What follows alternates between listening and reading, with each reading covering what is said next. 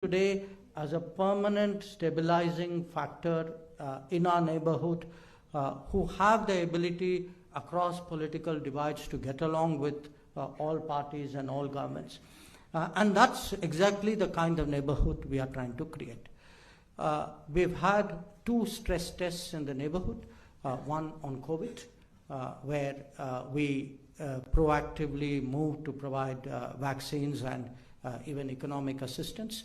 And secondly, in the case of Sri Lanka, they had a particularly serious financial crisis.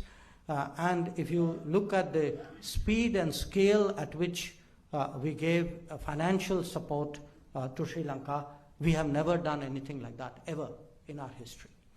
So where the neighborhood is concerned, I would therefore assert to you with a fair degree of confidence that neighborhood first policy has worked. It has built the kind of relationships and goodwill that we would like in the neighborhood. In many ways, it has also been advantageous both for our neighbors and for us. Our mutual economic exchanges have actually gone up significantly in this period. So that's the kind of report card I would present to you in the neighborhood. Just as China was an exception on the big stage, I would say Pakistan obviously is the exception when it comes to the neighborhood. Again, it needs very little explanation. The fact is that we cannot allow terrorism to be normalized.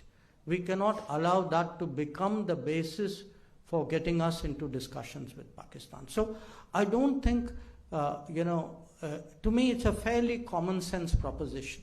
In fact, if anything, I'm still a little perplexed by why we had not arrived at this position earlier. But we have arrived at it now. And the issue really is that until there is departure from, and I would say an abrogation of this policy of cross-border terrorism, clearly it is not possible to have the normal relationship with that particular neighbor. Now, going beyond the neighborhood, I would actually introduce to you the concept of what we call an extended neighborhood. And the extended neighborhood we see in all 4 directions. So I want you to really think of an India at a center. Then the first circle is the neighborhood. The second circle is the extended neighborhood. And there is a third circle, which is in a sense a world beyond, and out there are also the big powers. But the second circle in the 4 directions, one of course is Southeast Asia. What was the Look East policy became the Act East policy. It wasn't just a change of terminology.